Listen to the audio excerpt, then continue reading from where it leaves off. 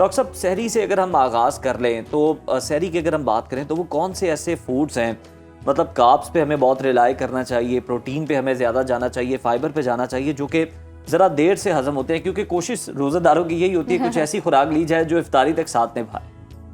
یہ اس کے اندر یہ ہے کہ آپ نے اپنے میٹابولزم کو دیکھنا ہوتا ہے کہ میٹابولزم کے لیے کیا چیزیں چاہیے ہوتی ہیں آپ کو. تو اس کے اندر سب سے پہلی چیز ہے پانی، کہ آپ نے پانی پینا ہے.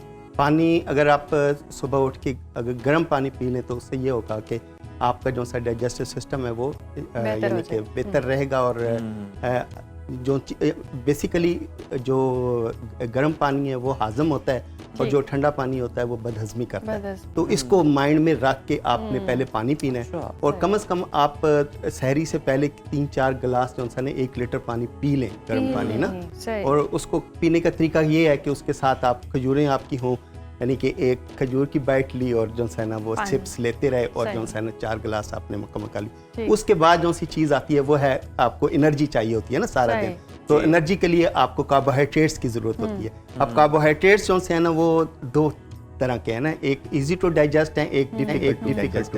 ایزی ٹو ڈائجسٹ کون سے ہیں؟ جیسے آلو ہو گیا، شکرقندی ہو گئی، کیلا ہو گیا، کھجور ہو گئی، یہ ایزی ٹو ڈائجسٹ ہیں. اگر آپ یہ پہلے کاربوہائیڈریٹس انکلوڈ کر لیں اپنی سحری کے اندر تو سارا دن آپ کا بہت اچھا گزرے گا، اس لیے کہ اس سے پہلے آپ نے پانی پیا ہوگا تو وہ ڈائجسٹو سسٹم آپ کا بہت اچھا کام کرے گا. اور پھر اس کے بعد تیسری چیز ہے پروٹین. پروٹین آپ کی ضرورت ہے، اس لیے کہ وہ تو ویسے بھی ہمیں 5 to 6 آورلی چاہیے ہوتی ہے. تو وہ پروٹین کے لیے سب سے بہترین چیز کیا ہے؟ آپ انڈا لیں. انڈا سے اس لیے کہ اس کے اندر وائٹامنز اور منرلز بھی بہت زیادہ ہوتے ہیں.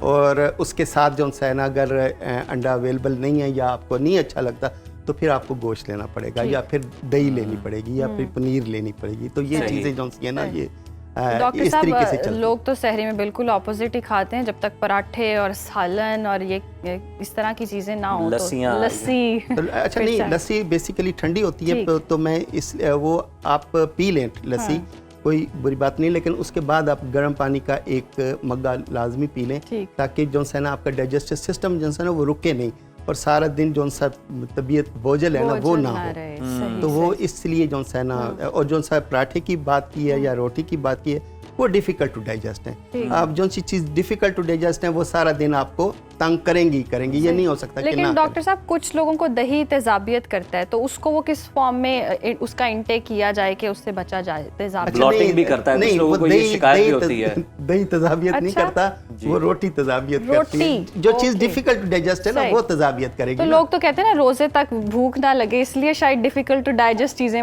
کھاتے ہیں. ہاں نہیں، وہ ان کا کنسیپٹ ہی غلط ہے نا، اس لیے کہ وہ تو ہمارے اندر سٹور ہونا ہے نا. آپ بے شک ٹنوں کے حساب سے کاربوہائیڈریٹس کھا لیں، لیکن وہ آپ کے اینڈ تک تو نہیں جانا. اس لیے تو 8 گھنٹے رہ گئے نا آپ کے ساتھ. اس کے بعد پھر جو ہے نا پروسیس دوبارہ شروع ہو جانا. وہ الگ بات ہے کہ آپ کی سارا دن طبیعت بوجھل رہے گی. بالکل ٹھیک ہے.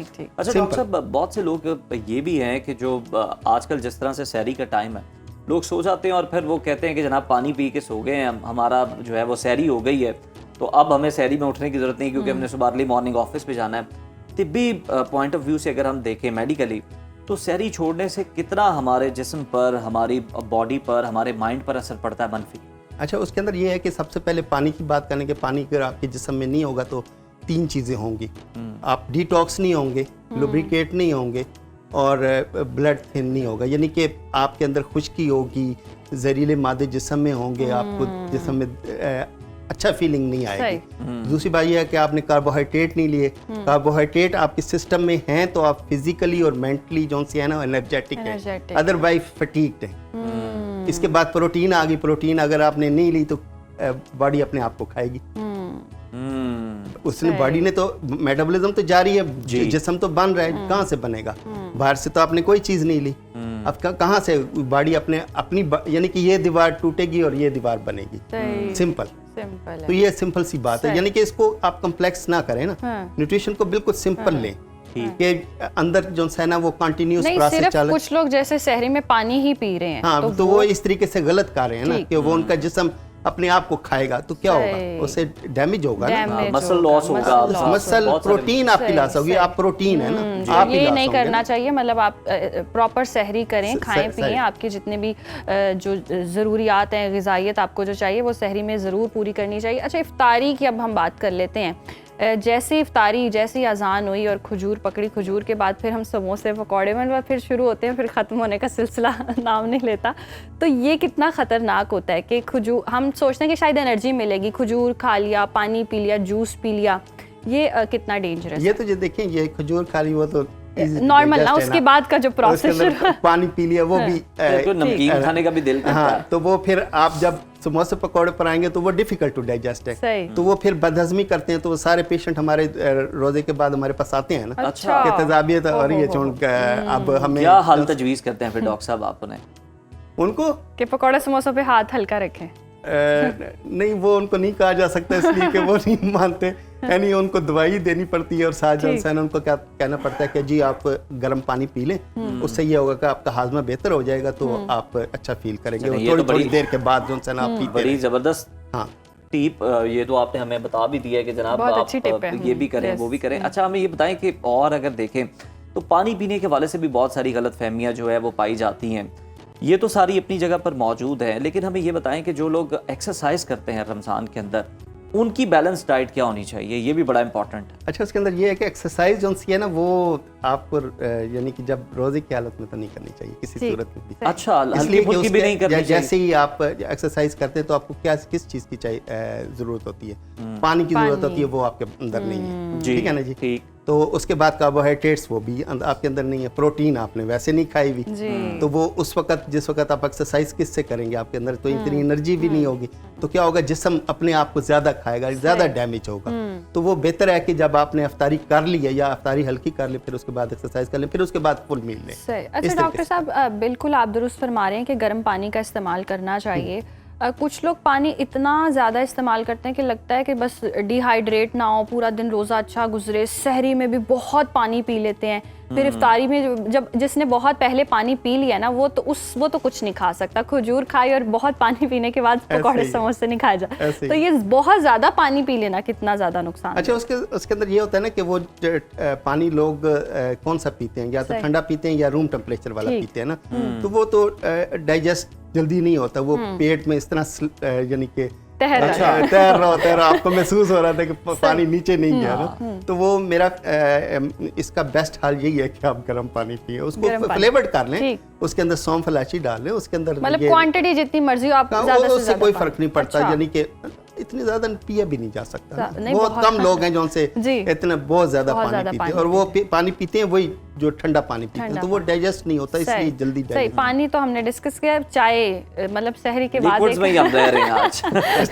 एक अब क्या करें, वो बस एक थकावट होती है और पता नहीं एक वाइब ऐसी होती है ना पूरा दिन कि आप बहुत सुस्त हैं, तो एक कप चाय ना मिली तो पता नहीं क्या होगा, सहरी में भी एक कप चाय ना पी तो पता नहीं मैं पूरा दिन कितना मुश्किल से गुजारूंगा। तो ये जो एक कप चाय पीना कितना ज्यादा अच्छा, इसके अंदर ये होता है कि चाय जिस वक्त जैसे ही आपने पीनी है तो आपके जितने भी न्यूट्रिएंट्स हैं वो तो नहीं अंदर जाने, माइक्रो न्यूट्रिएंट्स जैसे विटामिन हो गए, मिनरल्स हो गए, वो तो नहीं आपको मिलने, ठीक है ना।